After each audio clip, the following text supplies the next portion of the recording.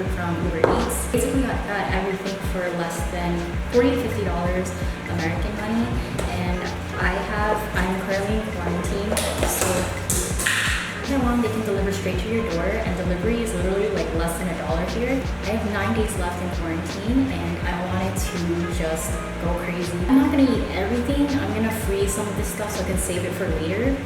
But let me just take y'all through everything I got because it's a lot. So first, I got jjajangmyeon. I also have kimchi right here to go with it. Some side dishes, some kimchi and cucumbers here. We have this pork floss, shrimp, and fried rice.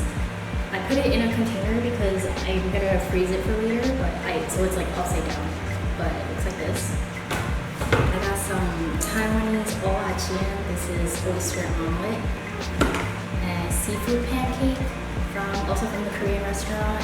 I got fang, which is also Taiwanese, like braised pork rice. I got lamb stir-fried noodles from the same place I got the fried rice from. This is bibimbap from the same Korean place. Truffle chicken pasta with penne noodles. And I got a clam chowder soup on the side with it and some garlic bread. That all together was only $6. I also have a fish ball soup here. I don't really see it. Pretty much it, so let's eat. Right, so I'm gonna try the owachi. I miss this so much.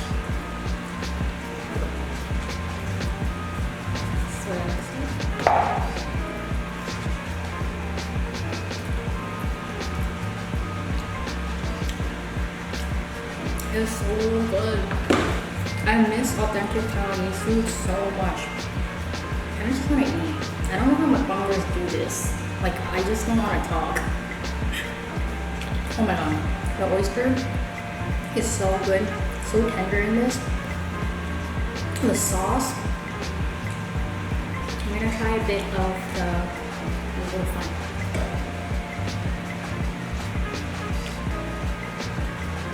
Yo, the pork is so tender and braised, like holy shit. It's about K-pop, because to be honest, K-pop has been literally everything I've been watching on YouTube so far. I don't think I'm a Korean group, but I love Korean hip-hop, R&B, like Crush, Zeon T. I love higher music. AOMG. I really want to go to like a hip-hop R&B concert or like music festival in South Korea, and now that I'm in Taiwan, I feel like I have the opportunity to go since it's so close and it's only like a 2-hour plane ride.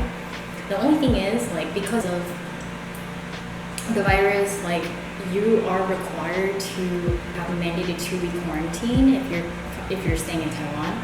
So I don't know when that ban is gonna be lifted, but once it is, you know I'm going to Korea. I ended up to go last summer, and that was like so fun. Like, I only went for 5 days, but out of that 5 days, like, I had the time of my life. Like, the nightlife there is insane. The Tabo podcast I really enjoyed. I'm sad it ended, but I feel like Tabo always had a lot of like wise advice, but he's also just so funny, and he talks about the most random things. So if you're looking for a podcast, I highly recommend that one because it's just fun to put in the background and listen to when you're doing chores. Yo, I'm so happy I'm living here right now. I don't even need to cook. Like, bro, this, I think it was like $5. Not even. I'm gonna try another seafood pancake. I think it was supposed to be crispy, but it already got all steamed up.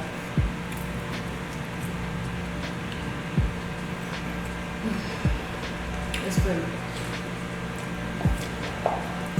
I like listening to Get Real with BM from Card, Ashley Choi, and Peniel from B2B. I think they're really relatable and funny, and I love watching Ashley Choi's vlogs as well because I think she makes really good content. If you're from New York, shout out to New York. She's from Flushing, Queens. which is really close to where I'm from. I feel weird saying all this stuff like as if I know her, but I really don't know her personally. But like just knowing that she's from New York makes it feel like so much more relatable, and I just like her personality and I love her fashion sense. I recommend Get Real too, because I think it's cool that they get to talk about relatable stuff and share stories, when I feel like the stereotype is that like K-pop idols aren't as relatable, or that they're not allowed to share their personal stories. So it's cool and refreshing that they can do that on that platform. I'm gonna just limit myself to these 3 things because I think I can only finish these 3 things.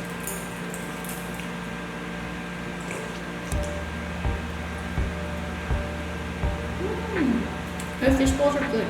I think I also became a BTS army.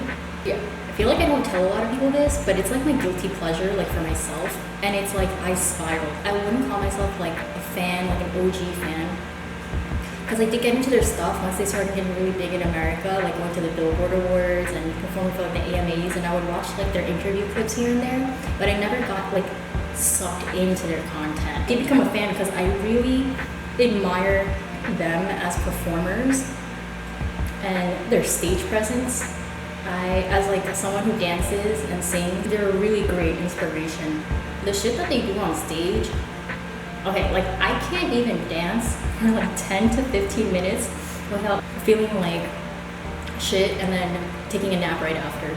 Like I don't know how they can do such high intensity dances while singing at the same time, and then like going on world tours and then doing that every single night for like 2-3 hours. Like bro, like what? Like that's freaking crazy. And on top of that, they're like so funny and so chaotic and like relatable. I watched so many of their variety shows, like Bon Voyage, their like Run BTS episodes, just like clips that like fans have like compiled together. Their documentary series, Break the Silence. And also like 2 or 3 years ago, I also went to watch their YouTube movie that was, I think, Burn the Stage, also in theaters at the time with my friends. My bias is B. Sometimes I look at him and I'm like, how are you real? Like, how did God create such a fine piece of human? Like, he's so good looking. When you watch their personalities, I can just see like parts of me in like all of them. I don't know if that makes sense. I wouldn't say I'm a complete extrovert, but I'm not 100% introvert, that's for sure. I really think I'm an ambivert. And then I watched this video where they were like, Namjoon is also an ambivert. I love him too. Like, bro, like his brain, the lyrics, if you look up the lyrics for their songs, like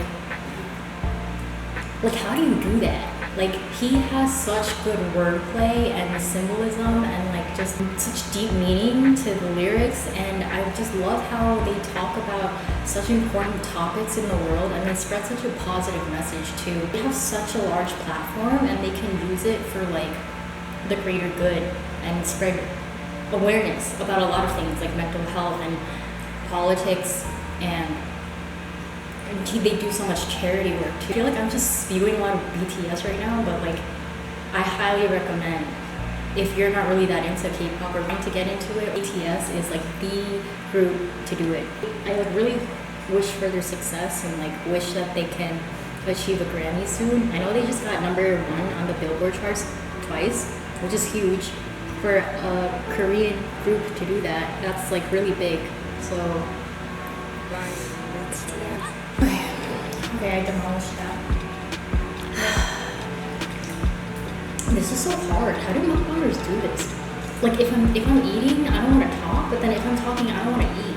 I don't want to talk while I'm eating, because then all my food is gonna come out of my mouth, and then I'm just gonna look really like disgusting. Okay, anyway. Seems like this fishball took so long to chew. How the fuck am I supposed to talk while I'm eating my fishball? I'm done. I think this wraps up the mukbang. I'm so full.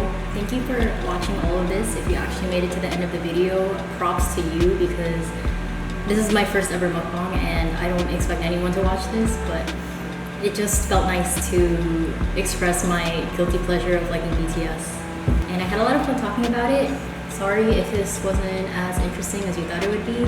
Subscribe, like this video, and leave a comment down below if you want to see any more mukbangs.